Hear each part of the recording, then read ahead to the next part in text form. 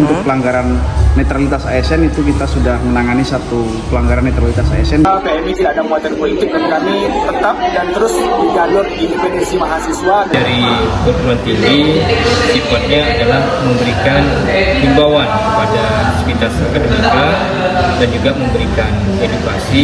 Gimana kalau seandainya nanti menemukan pelanggaran, berani melapor? Berani. Ya, pada hari ini kita kembali menggelar dialog interaktif luar studio dengan mengundang narasumber kita dari Bawaslu dan juga dari perguruan tinggi Pak Johnny Caster dari Politeknik Negeri Bengkalis. Sedikit saya ingin menyinggung tentang. Saya sudah bersama dengan Ketua Bawaslu Bengkalis, Pak Usman. Ini kita baru saja menggelar dialog luar studio ya. Bagus, karena ini juga sebagai salah satu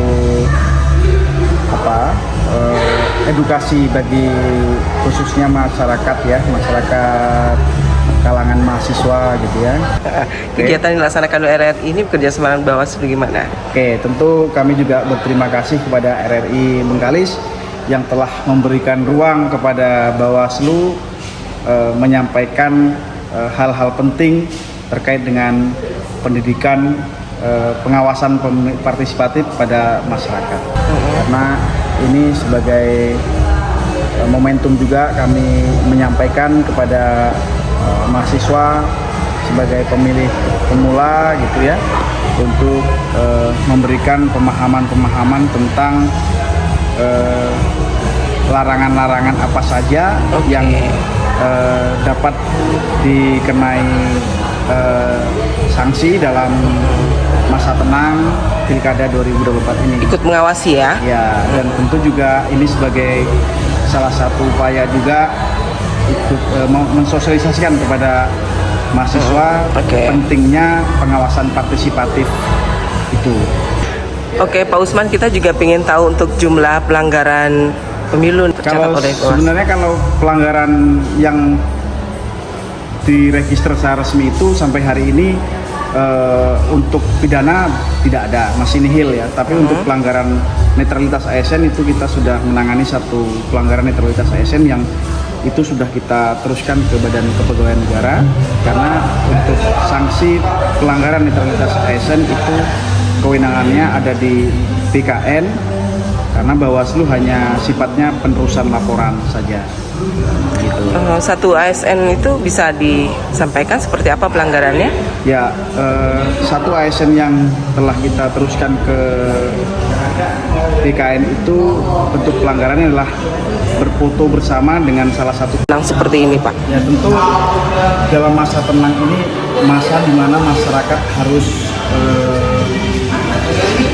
memikirkan secara matang untuk menentukan siapa pemimpinnya 5 tahun ke depan. Ini penting untuk agar nanti pada saat hari H di TPS itu kita tidak lagi memikirkan memilih siapa ya. Jadi masa tenang ini adalah masa yang cukup untuk menentukan, untuk berikhtiar, beristikharah untuk memilih pemimpin kita. Oke, makasih Pak Usman. Saya juga sudah bersama dengan salah satu pimpinan akademisi yang ada di Kabupaten Bengkalis, Pak Johnny Caster, yang baru saja menjadi narasumber dalam dialog interaktif luar studio RRI. Jadi tentu seluruh elemen masyarakat termasuk perguruan tinggi menginginkan dan mengharapkan pilkada serentak ini bisa berjalan dengan lancar, sukses dan berintegritas. Itu kami dari perguruan tinggi sifatnya adalah memberikan himbauan kepada sivitas akademika dan juga memberikan edukasi, dan kalau memang memungkinkan mahasiswa juga ikut memberikan edukasi kepada masyarakat bagaimana bersama-sama mensukseskan pilkada serentak tahun 2024. Kalau di kampus Polbeng ada TPS-nya, Pak? Kita tidak ada TPS khusus, jadi seluruh mahasiswa itu akan menggunakan hak memilihnya, suaranya di tempat masing-masing. Saya sudah bersama dengan salah satu mahasiswa yang mengikuti kegiatan dialog interaktif hari ini. Rudi, gimana nih pendapatnya mengenai kegiatan hari ini?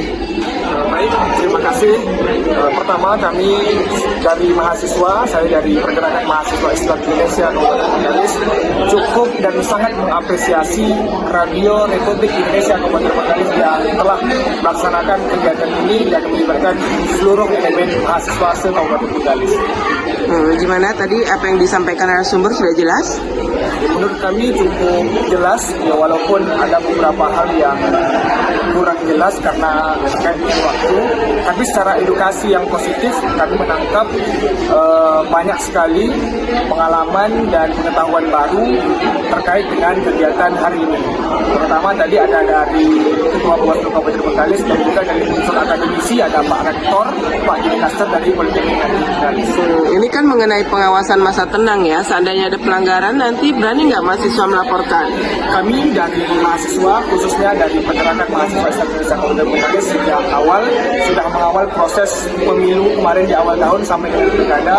PMI selalu berstatement bahwa PMI tidak ada muatan politik dan kami tetap dan terus di jalur independensi mahasiswa, dan kami akan melaporkan segala tindakan atau praktek-praktek yang melanggar konstitusi dan demokrasi yang ada di Kabupaten Bengkalis. Ini besok nyoblos di mana? Kebetulan saya nyoblos di Kabupaten Kepulauan Meranti karena saya berdomisili di Tasik Pucuk, Kabupaten Kepulauan Meranti. Ada nggak nih harapannya kepada pemimpin yang terpilih nanti?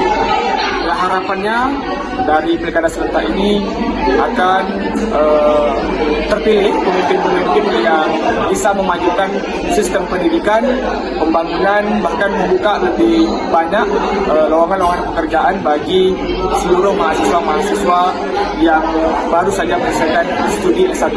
Infrastruktur, karena banyak sekali kami melakukan survei-survei di lapangan, masih banyak jalan-jalan yang berlobang, jalan-jalan yang rusak, dan kami mungkin tidak tahu itu kapasitas provinsi atau kabupaten. Yang jelas kami berharap siapapun yang terpilih akan memprioritaskan persoalan pendidikan tadi, infrastruktur, dan kesehatan. Oke, makasih ya. Saya juga sudah bersama dengan salah satu peserta yang mengikuti kegiatan dialog kita hari ini. Ini dari anggota Pramuka Kabupaten Bengkalis, saya juga mahasiswi ya, mahasiswi Polbek. Namanya siapa? Nama saya Fanafianti. Sekarang jadi mahasiswa Polbek. Menurut saya kegiatan hari ini sangat bermanfaat ya Kak, terutama kita sebagai mahasiswa yang mungkin sebagian dari kita ini adalah pemilih awal ya, yang belum mengerti mungkin tentang sistematika bagaimana pemilihan itu. Jadi menurut saya sebagai mahasiswa dan orang awam sangat terbantu, terutama tadi ada beberapa hal yang mungkin kita tidak tahu bagaimana prosedurnya, seperti tadi itu pelaporan dan sebagainya. Di kegiatan ini kita bisa tahu secara langsung oleh narasumber yang memang bergerak di bidang itu. Pengawasan masa tenang, seandainya nanti tadi udah paham materinya apa yang dilarang dan apa yang nggak boleh, apa yang boleh dan tidak boleh. Nah, gimana kalau seandainya nanti menemukan pelanggaran, berani melapor? Berani. Udah tahu gimana caranya? Jadi sudah dikasih tahu sama narasumber. Nyoblos di mana besok? Urusari. Ada nggak harapannya kepada pemimpin kita? Harapannya siapapun nanti pemimpinnya, kita semua berharap bahwasannya pemimpin itu adalah pemimpin yang amanah, yang bisa mengayomi seluruh masyarakat terutama Kabupaten Bengkalis, dan semoga diberi keberkahan sepanjang kepemimpinannya. Terima kasih.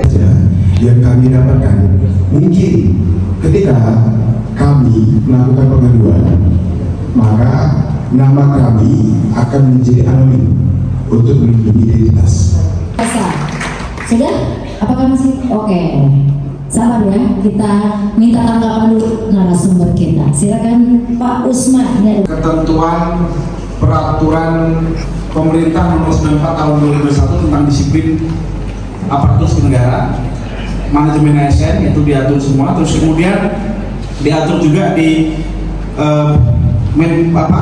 SKP 5 Menteri tahun 2021 kalau tidak salah terkait dengan penegakan hukum di pelanggaran netralitas ASN tersebut. Nah, di sana jelas apabila seorang aparatur sipil negara dengan sengaja membuat keputusan yang dapat menguntungkan salah satu pasangan calon, maka dapat dipidana dengan kurungan atau denda sesuai dengan ketentuan yang berlaku.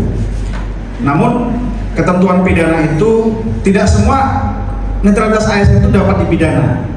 Jadi tergantung perbuatannya juga. Kalau misalnya perbuatannya hanya misalnya dia hanya berfoto kemudian tidak dia yang share atau orang lain yang nge-share, itu bisa di penanganan pelanggarannya adalah netralitas ASN sifatnya. Jadi ada di tangan seluruh lapisan masyarakat sebagai pemilik kedaulatan demokrasi yang ada di Republik ini.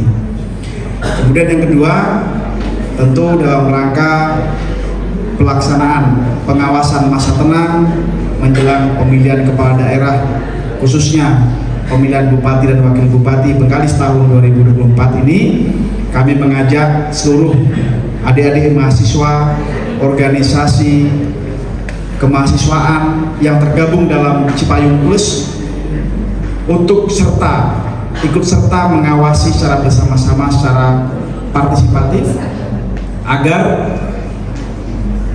perhelatan pesta demokrasi elektoral yang ada di Bengkalis ini bisa berjalan dengan baik, bisa berjalan dengan adil, bisa berjalan dengan jujur dan berintegritas.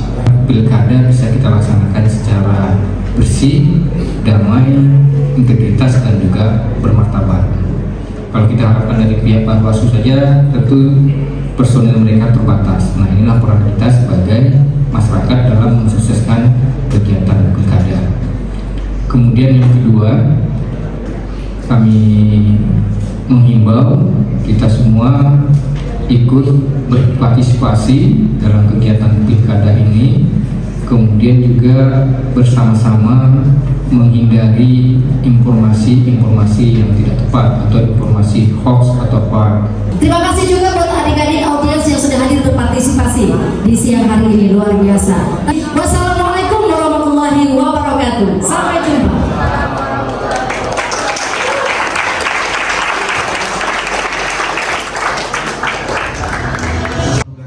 Dari Bawaslu sesuai dengan tingkatannya. Pak, 2 rekan 3 ya. 2000 ya. Kamu kan ngomongnya